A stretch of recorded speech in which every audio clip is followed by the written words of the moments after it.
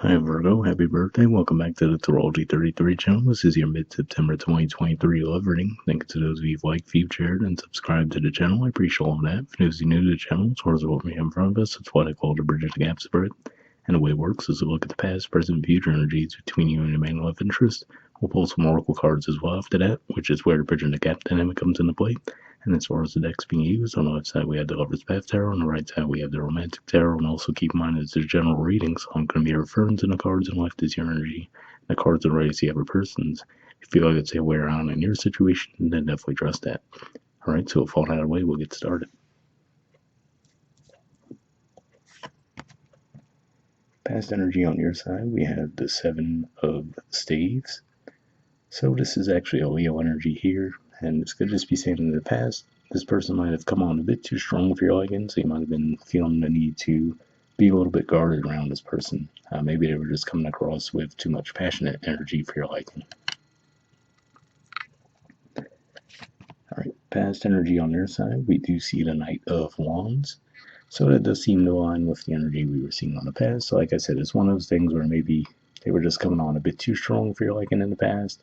And perhaps maybe for some of you might have viewed that as a red flag as well, right? Like, okay, is this person only after one thing, or what exactly is the deal here? So you might have been trying to keep your distance, at least until you figured out what their true intentions were. All right, present energy on your side, we have the Queen of Arrows. So this is Libra energy here. And if we look at the body language, it's like she's somewhat leaning in, right? Not necessarily fully, but then she's also somewhat glancing over in that direction as well. We do see the arrow pointed in that direction, the birds point in that direction, which to me are also symbols of communication. So it could just be one of those things, and we even see the name Venus in the actual card. It could just be saying that you might have some feelings for this person, and on the one hand, you're a little bit more open to the idea of their advances at this point, but I feel like this is saying you're still not necessarily going to engage and let them know what you're feeling and what you're thinking.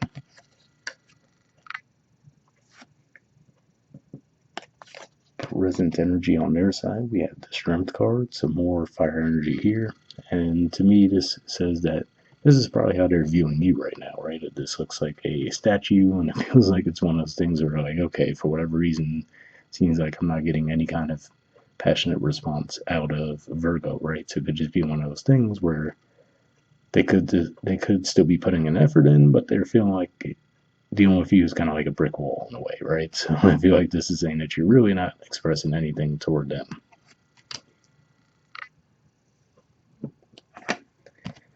All right, future energy on your side, we have Innocence. So this is the equivalent of the Fool in traditional tarot. So this could be coming through a couple of different ways. On the one hand, it could just be saying that in the future you might actually finally decide to speak up, right? To take a little bit of initiative and share with this person how you're feeling as well. But for others, you could just be wanting to a bit more of a naive energy, right? Where maybe you didn't necessarily have bad intentions with holding back from this person. Like I said, for some of you, maybe you're just trying to figure out what their true intentions were. But this could just be saying for some of you might take it a little bit too far to where this person's going to read that as you're just not interested and might move on.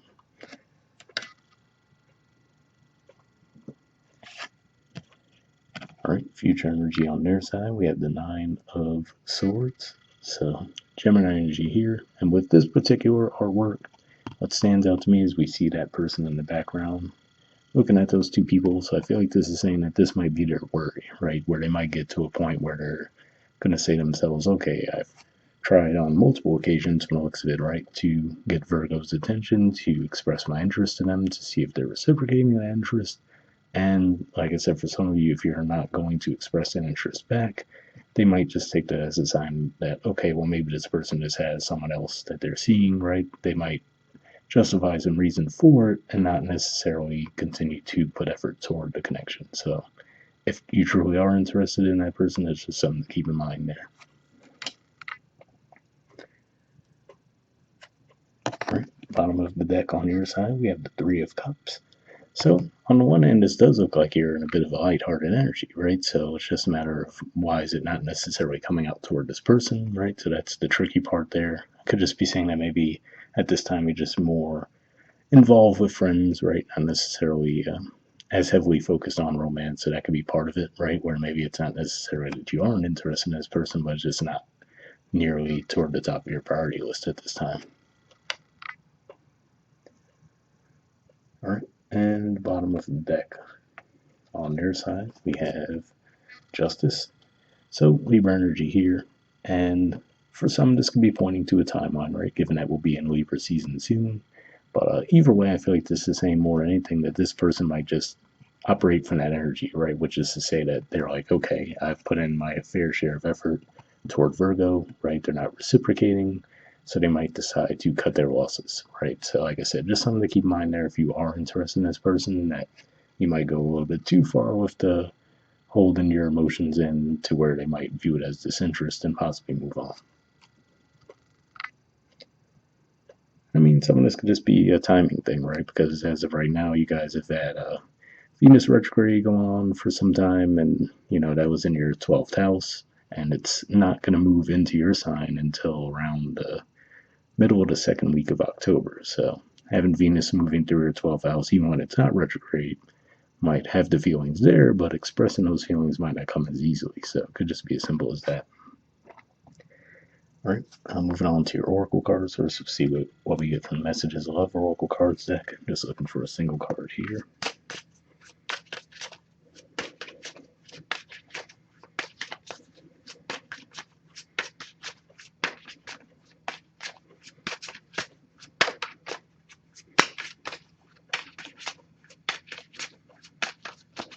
All right, and next we'll see what we get from the Wisdom Oracle deck. Same situation as the single card here. We'll read both messages together to wrap the reading up with.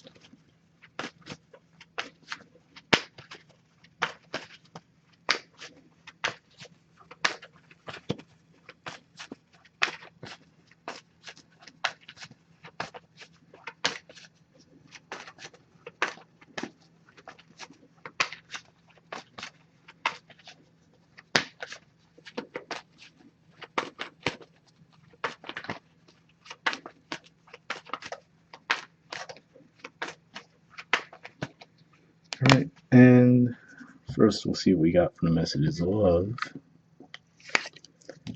Ooh, making a mess over here. All right, we have children. It says children are important to this partnership. Yeah, I mean, in all honesty, looking at the main spread, I don't really see any indicator of children being at play here. But I mean, at the very least, possibly a maturity level thing, right? Where if you might have, like I said, if their energy was coming on a bit too strong for you in the past, you might have started to wonder, like, okay, can I actually, trust this person? Maybe I need to feel this out a little bit more, right? And we do see the innocence energy, which looks like two children there as well, which, like I said, maybe you might have good intentions with this approach initially, but it might backfire if you take it too far. So maybe it's a bit of a stretch to think that those are the angles that could be coming from there, but hopefully that resonated with some of you. And we have the fates. There's the artwork and the number 17. So we'll see what this has to say.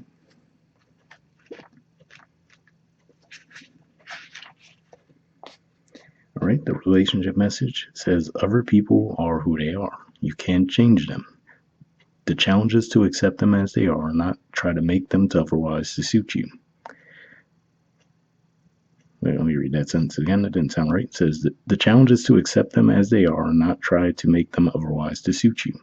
This is a time to look at how you attempt to mold people to fit your view of how they should be, so you can remain in a relationship and avoid discomfort.